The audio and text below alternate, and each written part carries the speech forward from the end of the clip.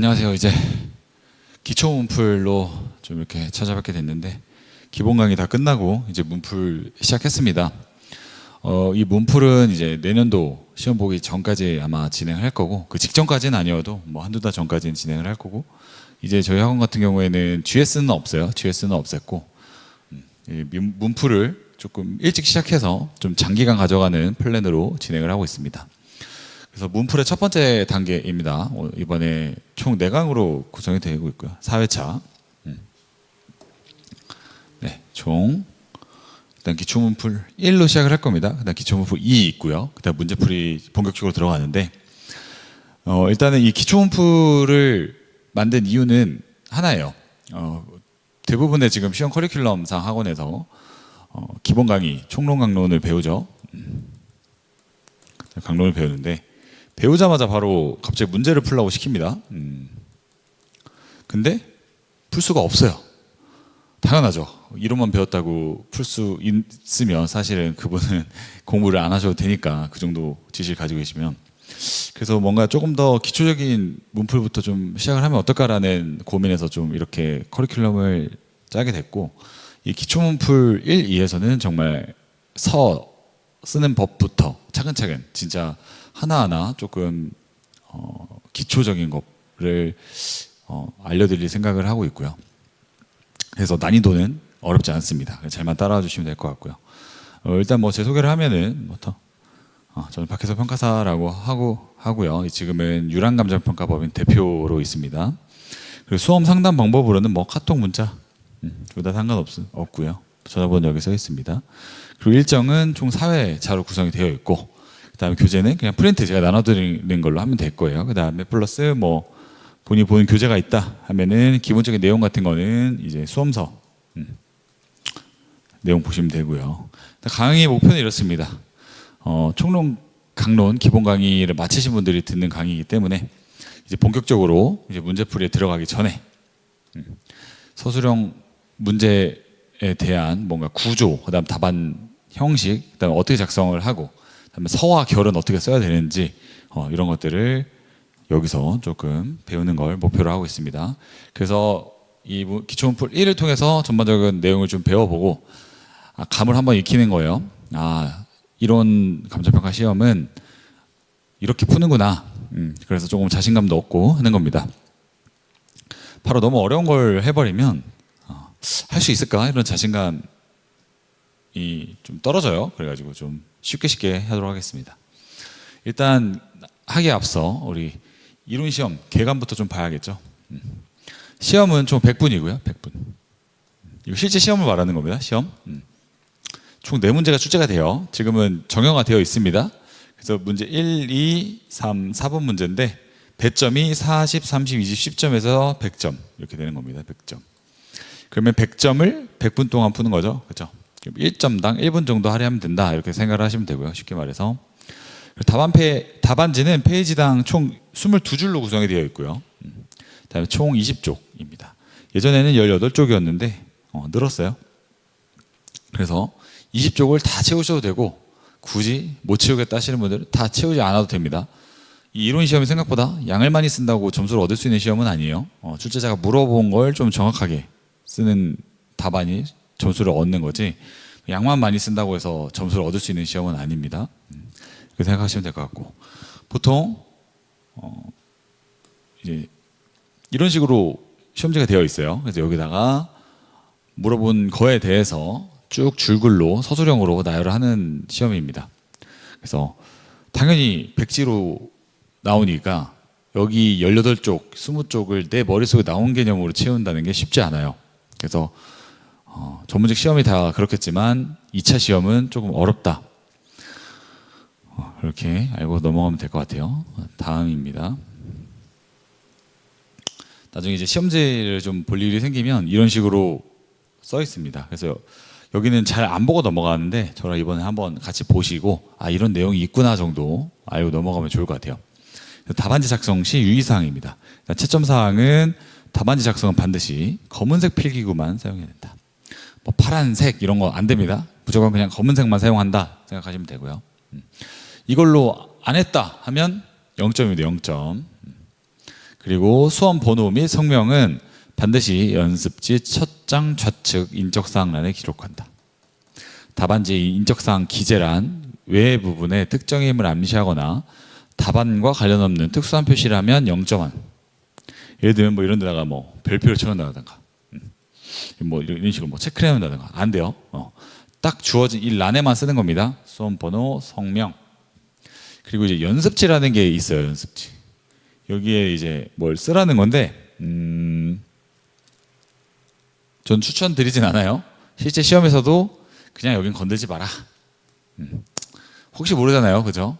그래서 단 1%라도 뭔가 불안함을 줄이기 위해서 최대한 건들지 않는다. 그리고 답안 정정 시에는 두 줄을 긋고 다시 기재한다. 또는 수정 테이프를 사용한다. 근데 수정액은 쓰면 안 된다. 그리고 웬만해서 수정 테이프 쓰지 마세요. 시간이 없어요. 그거 쓸 시간이 없고 그냥 빠르게 두 줄 짝짝 긋고 바로 수정을 해가지고 쓰는 걸로. 그 다음에 작성한 문항 전체를 삭제하고 싶을 때가 있어요. 열심히 막 썼어요. 여기 다 날리고 싶으면 이렇게 치면 됩니다. 이거 두 줄로 긋기에는 시간이 오래 걸리니까. 그죠? 그래서 X 표시를 한 답안은 채점에서 아예 제외됩니다. 막 이렇게 해놓고 아니야 갑자기 이거 지우고 싶어. 안 되죠. 그죠? 그래서 뭐 이런 식으로 뭐 이거 채점 해주세요 이런 거 안 돼요. 이런 그래서 답안 연습은 평소에 많이 하셔야 돼요. 그래서 내가 실제 시험장 들어가서는 절대 실수하지 않도록. 그죠? 이런 것 때문에 떨어지면 정말 피눈물 나는 거예요. 그죠? 다음에 각 문제의 답안 작성이 끝나면 바로 옆에 끝이라고 쓰고 문제가 4문제가 있죠? 그럼 1번 문제 끝났다. 그러면 끝. 2번 문제 끝났다. 끝. 다 끝났다. 1, 2, 3, 4가. 그러면 이하 여백. 이렇게. 문제의 순서가 바뀌는 건 상관없습니다. 2번 풀고 3번 풀고 1번 풀고 이건 상관없어요. 그렇죠? 그건 상관없어. 그리고 뭐 내용 아래 내용은 뭐 당연한 것들입니다. 당연한 것들. 만약에 한 권이 넘어갔다. 2권을 써야 된다. 쓸 수 있어요. 그러면 권수 표시를 꼭 해야 된다. 현재 권수 이렇게 권수 표시를 해야 된다. 근데 아까도 말씀드렸지만 많이 쓴다고 득점이 높다. 이건 아닙니다. 그래서 제 생각에는 최대한 한 권 안에서 끝내는 연습을 계속 해주시면 좋을 것 같아요. 됐고요. 이게 손이 빨라서 나중에 막 2권씩 쓰시는 분이 있는데 그런 분들이 점수가 높게 나온 분들을 많이 보지 못했던 것 같아요.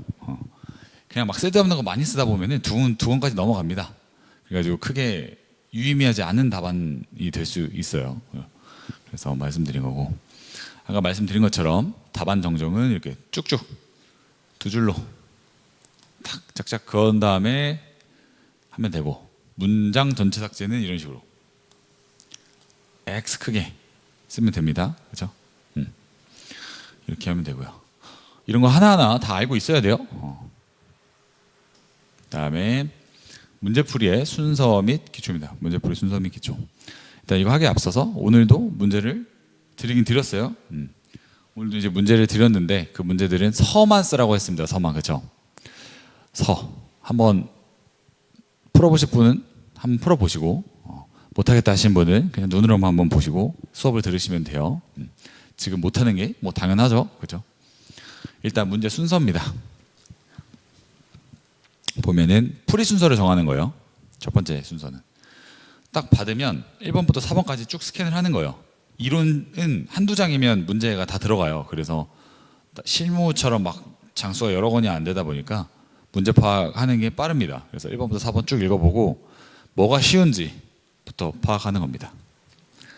내가 봤는데 4번이 제일 쉬워요. 그러면 4번부터 푸는 거예요. 4번 제일 쉬운 문제부터 푼다. 4번이 어렵다? 3번부터 푸는 거예요. 그죠? 풀고 나서 뭘 푸냐? 제가 추천드리는 건 그 다음 무조건 1번 푼다. 왜? 이게 배점이 40점이에요. 여기서 삐끗나면은 거의 과락이라고 보시면 돼요. 쉬운 문제 하나 깔아주고 40점 풀고 나머지 문제. 왜 이렇게 하냐? 보통 4번이 다 쉽거든요. 근데 시간이 없어서 4번을 제대로 못 쓰시는 분들이 생각보다 많아요. 그런 분들도 점수가 잘 안 나옵니다. 생각보다. 남들은 4번 빠르게 쓰고 넘어가가지고 5점씩 득점하는데 본인은 못 써서 1점 막 이렇게 득점하면 그 격차가 막 4점씩 나고 이래서 커져 버려요. 그 다음에 나머지 문제를 푼다. 그리고 하나 말씀드리고 싶은 건 이 이론 시험이 100점짜리 시험인데 만점이 100점이긴 한데 실질적으로 만점 100점은 나올 수가 없어요. 채점 방식이 좀 이상합니다. 아마 제 생각으로는 채점을 100점에서 깎는 방식이 아니고 1점씩 추가하는 방식으로 하다 보니까 이 100점이 절대 나올 수가 없는 것 같아요. 그래서 보통 수석 점수라고 하면은 이론 같은 경우에는 한 65점 이 정도 됩니다. 과락이 40점이거든요. 갭 차이가 크게 나지 않죠. 그래서 우리 목표는 뭐다? 제가 기본 강의 때도 계속 얘기했지만 평균 점수 정도 맞는다. 평균 점수라고 한다면 그 세 과목 평균 합격 점수를 말하는 건데 보통 합격 점수 커트라인이 49점 정도 됩니다. 그러면 이론은 딱 이 정도만 생각하고 공부를 한다. 왜냐하면 이론 같은 경우에는 참 신기한 게 내 노력과 투입 대비 점수가 막 팍팍 오르지 않아요. 차라리 그 노력과 시간이면 실무 점수를 올리거나 법규 점수를 올리는 게 합격하는 데도 도움이 됩니다. 그래서 막 이론이 좋다고 미친 듯이 파가지고 나 이걸로 합격해야지, 이거는 정말 비효율적이에요. 그래서 이렇게 보시면 되고, 그 다음이 내가 문제풀이 순서를 정했다 하면 이제 문제 분석하는 겁니다. 문제 분석. 문제 분석하고 목차 설계까지. 그 해당 문제에 대한 분석을 하는 거예요. 예를 4번 문제다. 그러면은 어떤 형태의 문제가 나왔는지, 뭘 물어보고 이제 키워드는 뭔지, 핵심 쟁점은 뭔지, 이런 것들. 그 다음에 목차 설계를 하는데 이 목차는 어떻게 짜냐? 제가 정해드리면 문제 배점의 20% 0.2를 곱합니다. 예를 들면 20점짜리다. 그러면 이렇게. 그러면은 4분 정도 할애를 한다. 목차 설계하는데. 이거보다 줄이면 더 좋아요. 그렇죠? 40점짜리다 그러면 목차 설계 8분. 문제 분석하고 목차 설계하는데 8분. 20점짜리다 4분. 근데 더 줄이면 좋다, 여기는. 그죠? 뭐 15% 정도. 여기가 너무 늘어나면 제 시간 안에 답안을 다 쓸 수가 없어요. 생각보다 쓰는 게 생각보다 어렵습니다. 이거 제 시간 안에. 그래서 분석하고 설계하는 것까지 할애는 배점이 20%까지 할애한다. 최대. 이거 넘어가면 조금 쉽지 않아요. 이 정도 됐고요. 그 다음에 답안 작성은 나머지 시간을 다 답안 작성에 할애를 한다. 40점짜리면 32분. 그죠? 됐고요.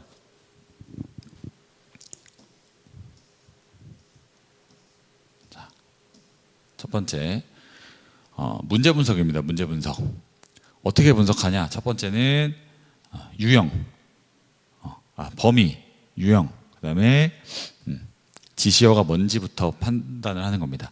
딱 문제를 보자마자 이거 총론 문제구나, 강론 문제구나, 뭐야 이거 최근에 이슈되고 있는 시사에서 나왔네, 논문에서 나온 것 같은데.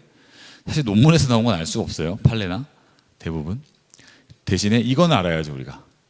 강론 문제네, 총론 문제네, 또는 섞어서 나왔네, 이런 거 됐고요. 그럼 바로 넘어갈 수 있죠. 유형을 이제 여기서 판단하는 겁니다. 설명형, 논의형, 약수형, 사례형, 이렇게 총 4가지로 구성된다고 보시면 돼요. 크게. 설명형은 그래서 설명하시오라고 나오고요. 논의형은 논하시오, 약수형은 약술하시오 나옵니다. 그럼 사례형은 뭐냐? 설명형 또는 논의형 둘 다 해서 나올 수 있는데 어떤 특정 사안에 대해서 상황을 주어줍니다. 뭐 감정평가사 갑이 어쩌고 저쩌고, 뭐 의뢰인 의리 어쩌고 저쩌고. 근데 물음은 설명형 하시오로 끝날 수가 있고요, 논하시오로 끝날 수 있어요. 그래서 사례형은 뭔가 추가된다는 느낌. 근데 요즘 트렌드는 지금 사례형 트렌드입니다. 무조건 사례형이 한 문제씩은 꼭 나오는 것 같아요. 사례형 중요합니다. 그래서 내가 사례형을 어떻게 대응할 것인가, 이런 거에 대한 고민을 수험 기간 내내 계속 하시는 게 좋아요. 됐고, 지시어입니다. 다음 지시어. 방금 했죠? 설명하시오, 논하시오, 약술하시오. 설명하시오는 단순해요. 개념, 원리, 절차, 방법 등을 명확하고 체계적으로 좀 풀이해라. 배운 내용 너가 좀 제대로 설명해라 이거고요. 논하시오는 단순 설명을 좀 넘어서야 돼요. 그래서 좀 비판적 사고와 종합적 분석을 바탕으로 자신의 논지를 좀 전개해 줘야 됩니다. 내 생각이 어느 정도 들어가야 된다. 논하시오. 그래서 보통 논하시오 많이 나왔던 건 최근에 이슈가 되고 있던 어떤 특정 분야가 있으면 그게 이슈가 되고 있는 상황이니까 정답이 없는 상태예요. 그랬을 때 수험생한테 물어보는 경우가 꽤 있었어요. 이런 논란이 있는데 넌 어떻게 생각하냐? 그렇게 문제가 나왔던 적이 생각보다 많습니다. 그 다음에 약술하시오. 이거는 단순하죠. 그냥 정말 물어보는 거, 암기한 거 그대로 쓰라는 의미입니다. 이거는 됐고요. 조금 더 이제 세부적으로 보시죠. 아까 말했지만 유형은 설명형, 논의형, 약술형, 사례형 있다고 했습니다. 그래서 지시어는 설명형은 설명하시오, 논의형은 논하시오, 약술하시오 이렇게 나옵니다. 설명형은 하나만 있냐? 아니죠. 설명도 종류가 여러 개로 나와요. 근데 대부분의 패턴이 비슷합니다. 그래서 이 정도만 알고 있어도 돼요. 보통 단순 설명 해서 정말 책에 있는 그 기본서에 있는 내용을 단순하게 설명하는 거.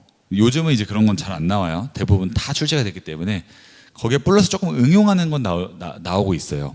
어떤 개념에 대해서 기본적인 개념을 좀 더 응용해서 설명하는 거. 그다음에 비교형, 비교 설명. A 개념, B 개념을 주어주고 두 가지를 비교하라고 하는 문제. 단골 출제 문제고. 관계 설명도 A 개념, B 개념을 주어주고 양자의 관계에 대해서 설명하는 문제. 그다음에 관련 설명. A와 관련하여 B를 설명. 그죠? A와 관련하여 B를 설명. 그래서 똑같이 A랑 B를 주어주고 A랑 관련해서 B를 설명하시오. 그러니까 A의 개념을 활용해서 B를 설명하시오. 이런 느낌으로 보시면 됩니다.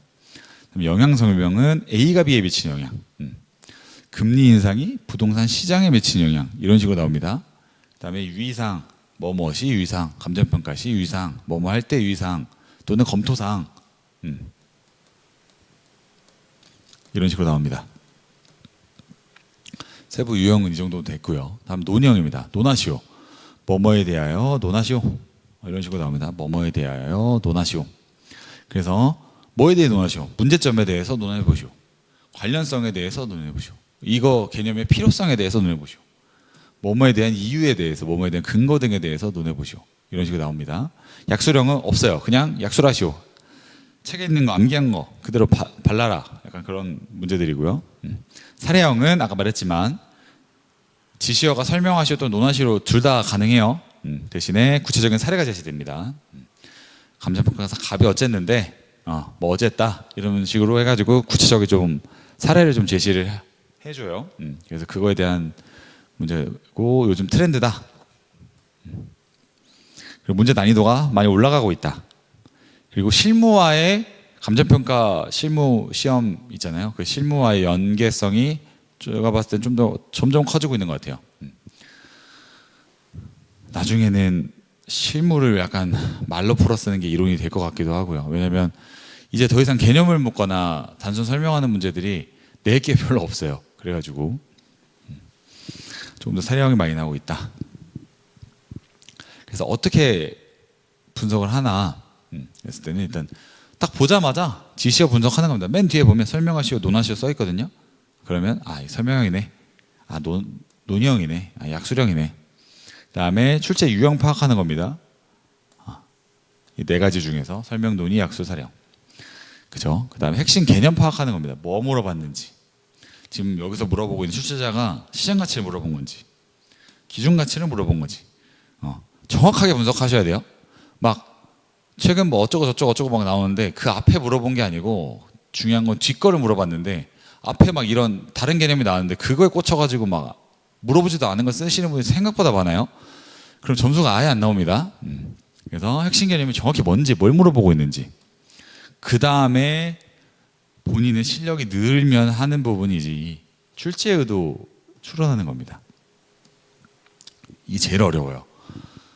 강사들도 잘 못해요. 정확한 출제 의도 파악하는 강사들도 없다고 저는 봅니다. 왜냐하면 정말 애매하게 말을 해서 취재하시는 분들도 있고 정확히 뭔 의도로 뭘 물어보려고 낸지 모르는 경우도 있어서 최근 기출문제 뭐 강사들 답안지를 비교해서 봐도 답안이 완전 다른 경우가 많습니다. 그래가지고 그럼에도 불구하고 이거가 이제 꼭 필요한 이유는 그래도 좀 고득점을 하기 위해서는, 그리고 최소한 과락 방지를 위해서는 내가 그래도 어느 정도 궤도에 올라왔을 때 이제 출제 의도를 고민해봐야 됩니다.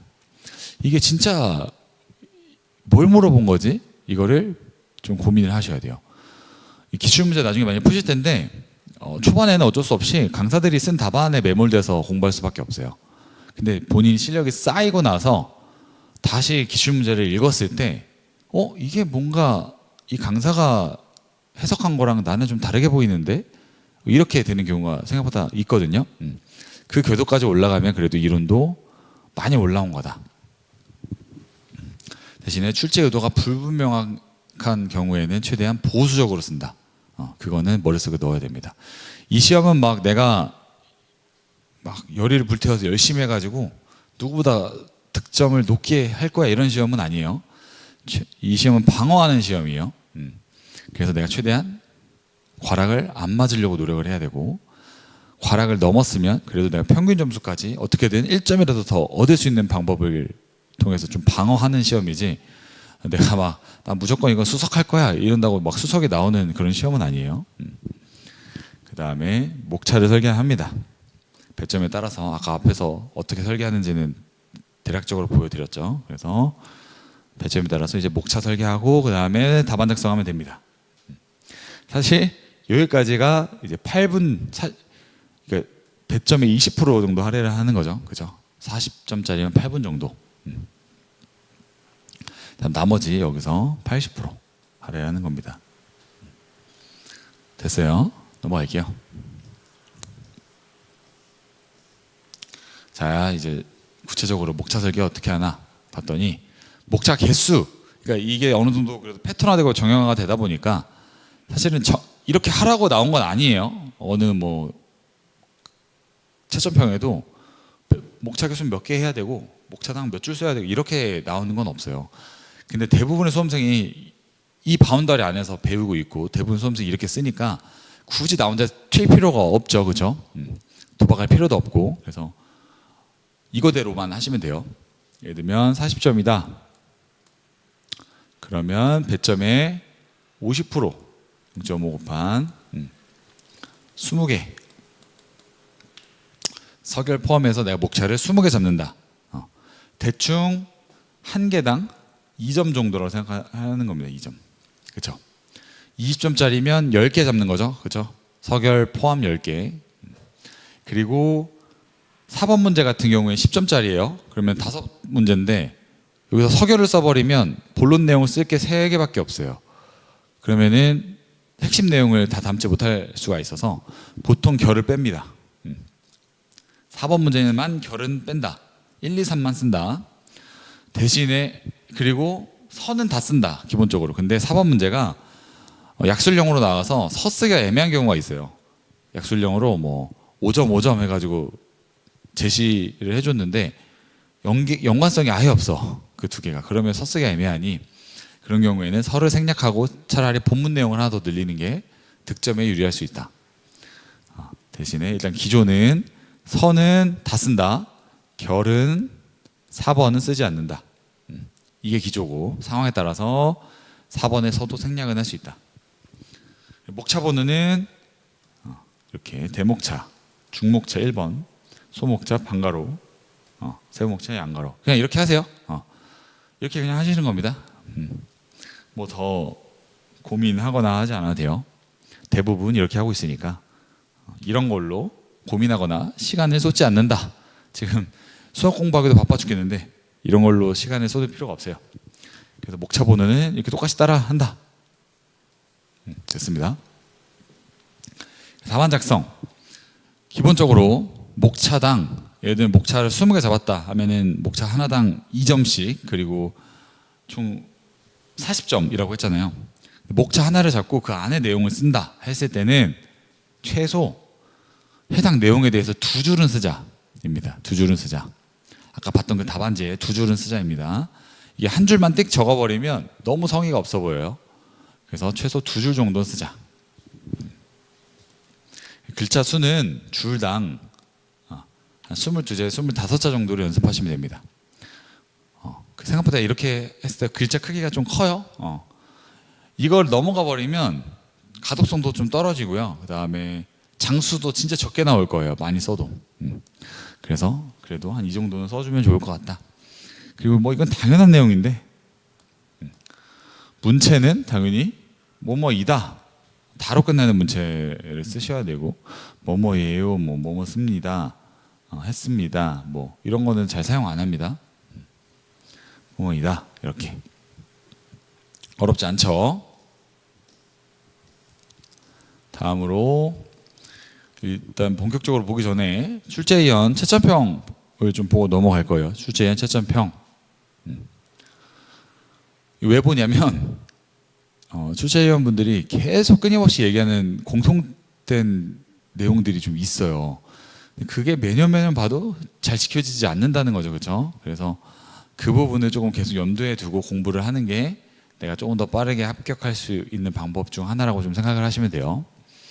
30회 출제된 문제고요. 뭐 내용은 1번부터 보면은 뭐 공기업 A는 소지를 취득하고 신규 취득하고 직접 조성 비용을 투입해서 택지를 조성한 후에 선분양 방식에 의한 주택 공급을 진행하려고 하였다. 그러나 주택 공급에 관한 규칙의 변경에 따라 후분양 방식으로 주택을 공급하려고 한다.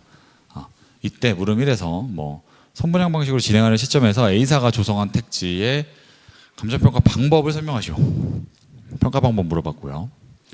물음 2에서 상기 개발 사업을 후분양 방식으로 진행하면서 택지에 대한 평가를 실시하려고 할 경우 최관점에서 방법을 제안하시오.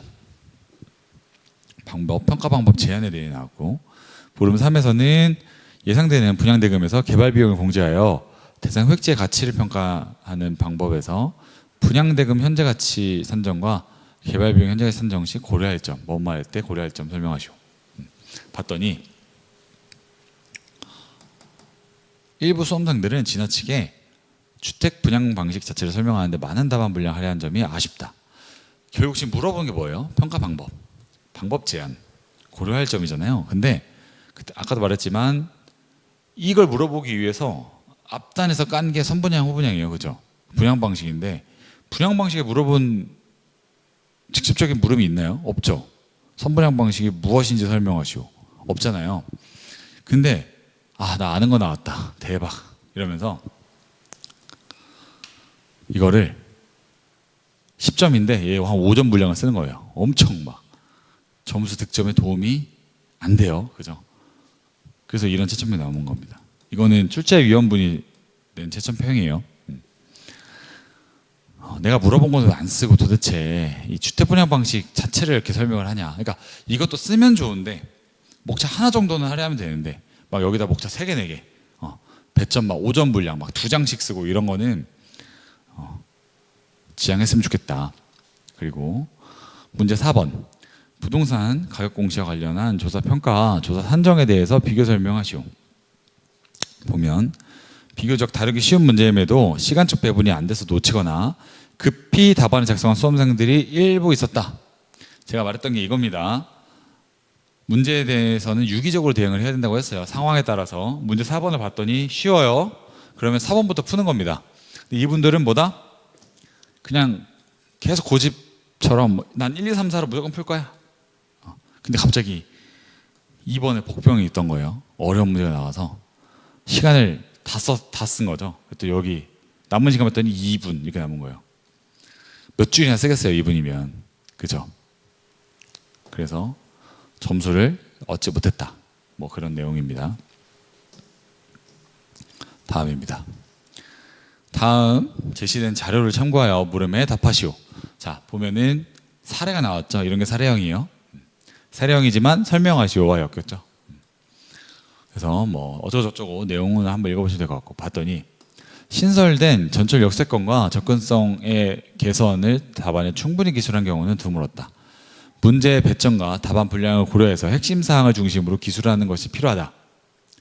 보면은 일반적인 내용은 잘 기술했다. 자, 이게 뭐냐? 암기한 내용을 그대로 그냥 복붙했다. 근데 여기서 주어진 사례, 신설 전철 역세권과 접근성 개선 나왔어요. 내용이 여기서 그거에 대한 내용을 왜 도대체 하나도 안 썼냐는 거죠. 여기서 보면 지역 분석에 대해 설명하시오. 이렇게 나오니까 그냥 지역 분석 배웠던 것만 목차 잡고 주구장창 쓴 거예요. 배점이 15점밖에 안 되는데 물어본 거 쓰지 않은 거죠. 사실 물어본 건 비도시에 새롭게 신설된 전철 역세권에 대한 지역 분석이에요. 그냥 지역 분석을 하라는 게 아니고. 그러면 이 사례의 내용을 꼼꼼하게 보고 이 사례 내용이 답안에 나와야겠죠. 지역 분석할 때 어떻게 해야 되는지. 근데 그게 지금 이 비도시의 상황을 보고 지역 분석을 해야 되잖아요. 근데 아쉽게도 그냥 지역 분석에 대해서만 쓴 사람이 많았다는 거죠. 됐고, 문제 4번. 감정평가의 공정성과 감정평가 행위의 독립 필요성을 감정평가 이론에 근거하여 설명하시오. 나왔습니다. 봤더니 내용을 제대로 기술하지 못하거나 논거 없이 당위성만을 서술하는 경우가 있었다. 또한 감정평가 이론보다 감정평가의 기능이나 감정평가사로서 역할에만 치우친 답안. 그러니까 이론의 근거, 전체적인 뭔가 넓은 틀에서 근거해서 쓰라는 내용이었는데 답안이 너무 한쪽에 치우쳤다는 거죠. 근데 이거는 크게 상관이 없어요. 왜? 대부분의 수험생이 이렇게 썼을 거예요. 많았다 나왔잖아요. 내가 변별력이 크게 없는 문제는 다른 사람들이랑 비슷하게 목차를 잡고 썼으면 당락을 정하는 데는 크게 상관이 없습니다. 진짜 막 논점 이탈을 해서 쓰지 않는 이상. 봤더니 너무 감정평가 기능이나 역할에 치우쳐서 서술한 답안이 많았대. 왜? 우리 배운 게 이거거든요. 사실 이거 가장 편하게 쓸 수 있는 건 이거예요. 역할이랑 기능 활용하는 거. 근데 대부분 이렇게 썼다는 거예요. 그러면 생각보다 괜찮다, 이런 거는. 그래도 내가 배운 거 안에서 활용을 한 거고. 사실 이거 그 짧은 시간에 내가 이거 어떻게 정확하게 무슨 의도를 냈는지 파악을 어떻게 하겠어요, 이 문제를. 그럼 내가 배운 거에서 가져와야겠죠. 평가의 공정성과 행위 독립 필요성을 잘 쓸 수 있는 건 감정평가가 무슨 기능을 하는지에서 근거를 찾으면 되고, 평가사의 역할이 뭔지에서 찾으면 그게 제일 쉬워요. 그렇죠? 그래서 대부분 수험생이 그거에서 가져와 썼다는 겁니다. 됐고요. 다음 이것도 사례 문제죠. 그죠? 봤더니 이론적인 내용만 기술 형태가 많고 또 나왔죠. 이론적 형태만 기술했다. 사례형 문제인데 제시된 사례와 이론과의 관련성을 언급하면서 기술한 답안의 비율은 그다지 높지 않았다. 수석하셨겠죠. 그렇죠? 이런 분들은 수석 점수. 일반적인 이론만 기술해서는 안 되고 논점을 정확하게 파악하여 기술해야 한다. 다음 답안의 내용이 물음에서 요구하는 내용에 가능한 한 맞도록 기술해야 한다. 또한 수험생은 답안 작성에 적합한 용어의 선택도 필요하다. 마지막으로 주어진 사실관계에 입각해서 기술해야 한다. 수험생 나름대로 예측이나 추론은 오류를 범할 수 있다. 그러니까 너무 본인의 뇌에서 나오는 그냥 본인만의 피셜로 쓰는 건 좀 지양해야 된다는 거고요. 결국 이것도 물어본 건 최유용 분석 방법 설명. 그다음에 최유용에 대한 두 가지 분석 유형에 따른 결과가 다르면 그 이유와 그것이 의미하는 바. 여기 다 구체적인 사례 내용이 나왔어요. 근데 최유용 분석 방법 하니까 최유용 분석 방법 책에 있는 것만 쓰는 거예요, 사실. 근데 좀 널널한 득점 위해서는 최대한 이 사례의 내용을 녹여서 써야 된다. 얘 답안을 쓸 때. 그 내용이었어요. 대부분 계속 비슷하죠? 나온 내용들이. 다음 영어권과 상가 권리금을 비교 설명하시오. 설명형 문제고요. 그죠? 보면 많은 수험생들이 정확한 개념의 설명보다는 상식적 수준에서의 개념 설명이 많았고 영어권과 상가 권리금의 상호 관련 관계에 대한 비교에 있어서 제대로 기술하지 못한 경우도 있었다. 많은 수험생. 그러면 변별력이 없었다는 거예요. 그게 답안 안에서. 이건 상관없어요. 10점 제대로 채웠으면. 그래서 이런 것들은 방어해야 된다. 방어. 두 개 비교 설명해야 되기 때문에 패턴화를 시켜놓는 거죠. A와 B에 대한 비교 설명을 해야 된다는 문제가 나오면 나는 비교 설명형은 목차를 이런 식으로 잡을 거라는 패턴화가 되어 있으면 목차는 무조건 잡아요. 10점밖에 안 되잖아요, 그렇죠? 일단 목차 잡고 안에 내용은 어떻게든 꾸역꾸역 넣는 거예요. 대부분이 잘 못 썼다고 했으니 내가 10점만 어떻게든 채워 넣으면 남들만큼 받았다 점수를, 그렇죠? 사실은 저 때 상하관리금 이슈가 있어 나왔던 것 같은데 저 두 개를 정확하게 비교해서 설명하는 사람이 얼마나 있었겠어요, 사실. 지금에야 이제 출제가 돼가지고 명확하게 구분해서 쓸 수가 있는 거죠. 배우니까 수업 때. 근데 이제 저런 식으로 전혀 관계가 없어 보이는 둘을 엮어서 비교하라는 경우가 좀 있어요. 그래서 이런 비교 설명의 문제는 최대한 방어적으로 답안 작성하는 연습을 좀 해야 된다. 패턴화 시켜놓고. 됐고요. 27회입니다. 보면은 뭐 오염된 토지 등의 가치하락분에 대해서 물어본 거고, 가치하락분 산정의 일반적 원리와 가치하락분의 제외 요인 및 포함 요인에 관해 설명하고 부동산 가격 재원칙과의 연관성을 논하시오. 설명형 나왔고 논의형 나왔고 같이 나왔어요, 그죠? 물음 위에서 스티그마 효과의 개념 및 특징. 사실 이건 실무 기준만 잘 공부했으면 쓸 수 있었는데, 근데 이제 어려운 건 이거죠. 가격 재원칙과의 연관성. 이게 뭐였죠? 가격 재원칙이 어떤 거였죠? 가격 재원칙. 최유용의 원칙, 토대가 되는 원칙, 외부 측면 원칙, 내부 측면 원칙, 그죠? 그거죠. 걔랑 연관해서 쓰라는 거예요. 그러니까 이런 게 어려워요. 총론의 어떤 개념을 가져와서 갑자기 말도 안 되는 거랑 엮어가지고 논하시오. 근데 이런 거 연습을 계속 하셔야 돼요, 그죠? 봤더니 대부분 수험생들은 암기한 내용을 기억해서 쓰고자 하는 노력이 강했던 것으로 여겨진다. 어려웠으니까, 그죠? 상대적으로 좋은 점수를 얻기 위해서는 논리적으로 차별화된 답안 구성이 필요하다. 가능할까요? 짧은 시간에 쉽지 않아요. 이거 주어지고 수험 시간을 막 200분씩 주면 더 좋은 퀄리티 답안이 나오겠죠. 근데 100분이면 사실 100점 풀기에도 손이 멈출 시간이 없어요. 그냥 뇌에서 나오는 대로 써야 돼요.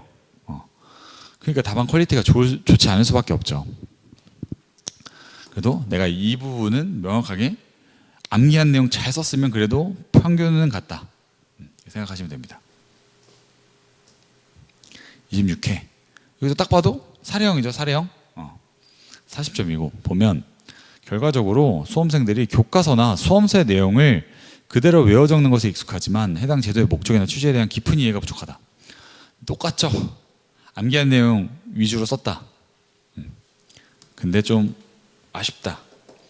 그리고 사례형이기 때문에 최대한 답안에는 사례의 내용이 포함되면 너무 좋다, 그죠?